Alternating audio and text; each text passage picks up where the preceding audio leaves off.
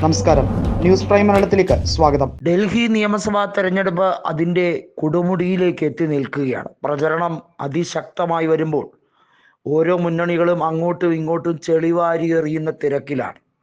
Aam Aadmi party കോൺഗ്രസിനെ നിശിതമായി വിമർശിക്കാൻ എല്ലാ തരത്തിലുള്ള സ്രോതസ്സുകളും ഉപയോഗിക്കുകയാണ്. അതിനുവേണ്ടി അവർ സോഷ്യൽ മീഡിയയിലും അല്ലാതെയും പ്രചരണം കൊഴിപ്പിക്കുന്നുണ്ട്. ഇവർക്ക് എവിടെ നിന്നാണ് ഇത്രയധികം പണം കിട്ടിയത് എന്നാണ് BJP ചോദിക്കുന്നതെങ്കിൽ BJPക്ക് സ്ഥായിയായി ഇലക്ട്രൽ ബോണ്ട് വഴി സമാഹരിച്ച ധനം എന്ന് പറയുന്നത് സമാനതകളില്ലാത്തതാണ്.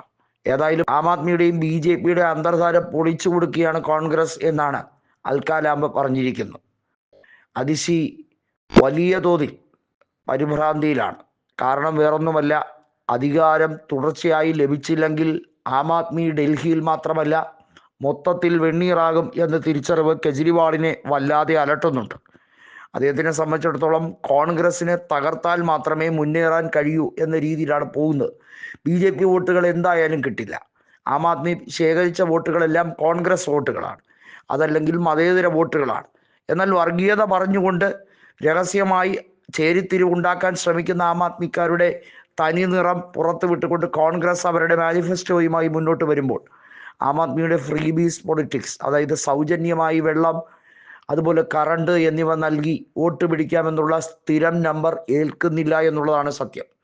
ഏറ്റവും ഒടുവിൽ സർവേ റിപ്പോർട്ട് പ്രകാരം 7 ലോക്സഭാ മണ്ഡലങ്ങൾ ഉണ്ടായിരുന്ന ഡൽഹിയിൽ നേരത്തെ നടത്തിയ മിക്ക സർവേകളിലും ആം ആദ്മിയും കോൺഗ്രസും സംയുക്തമായി തെരഞ്ഞെടുപ്പിൽ മത്സരിച്ചിട്ടും ആ ഒരു സംയുക്തതയുടെ പേരിൽ കോൺഗ്രസിന് അനുകൂലമായിരുന്ന ഘടകങ്ങൾ നഷ്ടപ്പെട്ടിരുന്നു എന്നാണ് എല്ലാ സർവേ റിപ്പോർട്ടുകളും വ്യക്തമാക്കിയത്. എന്നാൽ വെവ്വേറെയായി മത്സരിക്കുമ്പോൾ കോൺഗ്രസിന് അവരുടെ അന്തസ്സത തിരിച്ചു കൊണ്ടുവരാൻ കഴിയുന്നു എന്നുള്ളതാണ് സത്യം. ഷീലാ ദീക്ഷിത് തുടർച്ചയായി 15 കൊല്ലം മുഖ്യമന്ത്രി സ്ഥാനത്തെത്തിയ തെരഞ്ഞെടുപ്പായിരുന്നു ഡൽഹിയിൽ 1998-ലും 2003-ലും 2008-ലും സംഭവിച്ചത്. 2003-ൽ അധികാരത്തിലെത്തിയ കോൺഗ്രസ് 2008-ൽ സമാനതകളില്ലാതെ നില മെച്ചപ്പെടുത്തി 52 സീറ്റിലേക്ക് എത്തുകയും 2013-ൽ 43 സീറ്റുമായി ഭരണ തുടർച്ച നിലനിർത്തുകയും ചെയ്തു. 2013-ലെ നിയമസഭാ തെരഞ്ഞെടുപ്പിലാണ് അവിടെ ആർക്കും ഭൂരിപക്ഷമില്ലാതെ തൂക്ക് സഭ ഉണ്ടായത്. അന്ന് കോൺഗ്രസിന് 8 സീറ്റുകളിലേക്ക് ഒതുങ്ങേണ്ടി വന്നു. ആം ആദ്മി 28 സീറ്റുകൾ പുതുതായി സ്ഥാപിച്ച പാർട്ടി നേടിയെടുത്തപ്പോൾ അവിടെ കൃത്യമായും BJP ഏറ്റവും വലിയ ഒറ്റകക്ഷിയായെങ്കിലും അധികാരമില്ലാത്ത ഒരവസ്ഥയായി. കോൺഗ്രസ് അന്ന് പരസ്യമായി പുറത്തുനിന്ന് പിന്തുണയ്ക്കുന്നു എന്ന ഒരു രീതിയോടുകൂടിയാണ് മുന്നോട്ട് പോയത്. എന്നാൽ കെജ്രിവാളിന് എല്ലാ കാര്യത്തിലും കോൺഗ്രസിനെ കുറ്റപ്പെടുത്തും. കോൺഗ്രസിന്റെ പിന്തുണ വേണ്ടെന്ന് വെച്ച് 49 ദിവസം മാത്രം പ്രായമുള്ള സർക്കാർ രാജിവെക്കുകയായി. പിന്നീട് കുറേ നാൾ ഡൽഹി പ്രസിഡന്റ് ഭരണത്തിലായിരുന്നു.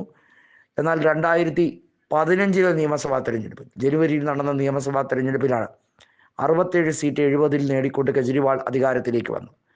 ഇക്കുറി നിയമസഭാ തെരഞ്ഞെടുപ്പ് നടക്കുമ്പോൾ 2015-ലെ 67 സീറ്റോ 2020-ലെ 62 സീറ്റോ ഒന്നും ആവർത്തിക്കാൻ പോകുന്നില്ല എന്ന് കെജ്രിവാളിന് അറിയാം.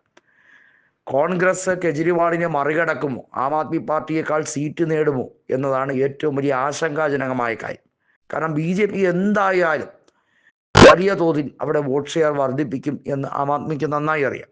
ആം ആദ്മിയുടെ ആഗ്രഹം ഒരു കാരണവശാലും BJP ജയിച്ചാലും കോൺഗ്രസിന് നേട്ടമുണ്ടാകരുത്, കോൺഗ്രസിലേക്ക് വോട്ട് മാറരുത്. അതുകൊണ്ടാണ് കോൺഗ്രസിനെ അറ്റാക്ക് ചെയ്യുന്നത്. എന്നാൽ എല്ലാ ഇൻ്റലിജൻസ് റിപ്പോർട്ടും പറയുന്നത് കോൺഗ്രസിന് 20 മുതൽ 25 സീറ്റിനിടയിൽ എത്ര വേണമെങ്കിലും, ഈ ഒരു മാർജിനാണ് ഇപ്പോൾ കൃത്യമായി പറഞ്ഞിരിക്കുന്നത്. 20 സീറ്റിൽ കൂടുതൽ കോൺഗ്രസിന് കിട്ടാൻ കാരണമാകുന്നത് 2 പ്രധാന ഫാക്ടേഴ്സാണ്. ഒന്ന്, കെജ്രിവാളിൻ്റെ വിശ്വാസ്യത ഇടിഞ്ഞു എന്നുള്ളതും അതിശി മാർലേനെ സ്വന്തം പാർട്ടിക്കാർ തന്നെ തള്ളിപ്പറഞ്ഞു എന്നുള്ളതും കൊണ്ടാണ്. രണ്ടാമത്തെ കാര്യം എന്നത് BJPയെ ശക്തമായി വിമർശിക്കാൻ ദേശീയ തലത്തിൽ ഇന്ത്യ മുന്നണിക്ക് മാത്രമേ കഴിയുന്നുള്ളൂ. അതിനെ വിമർശിച്ചുകൊണ്ട് കോൺഗ്രസ് പോകണം, ഇന്ത്യ മുന്നണിയുടെ ഭാഗമാകരുത് എന്ന് പറഞ്ഞ് കെജ്രിവാൾ തെറ്റിദ്ധാരണ പടർത്തുകയാണ്. ഈ തെറ്റിദ്ധാരണയ്ക്ക് ജനങ്ങൾ കൊടുക്കുന്ന മറുപടി എന്ന രീതിയിലാണ് ഇപ്പോൾ ഇലക്ഷനിൽ ആം ആദ്മിയെ മറികടക്കാൻ കോൺഗ്രസിന് കഴിയുമെന്ന് പറയുന്നു. പരമാവധി ആം ആദ്മിക്ക് 15-16 സീറ്റുകൾ വരെ ലഭിക്കാം. ഇപ്പോഴത്തെ ഈ ഒരു ട്രെൻഡ് പോയ ഒരുപക്ഷെ ഇനി വരും ദിവസങ്ങളിൽ ഇതിനേക്കാൾ കുറയാനുള്ള സാധ്യത, കൂടാൻ സാധ്യതയില്ല, കുറയാനുള്ള സാധ്യതയാണ് ഇപ്പോഴുള്ള കണക്കുകൾ വ്യക്തമാക്കുന്നത്.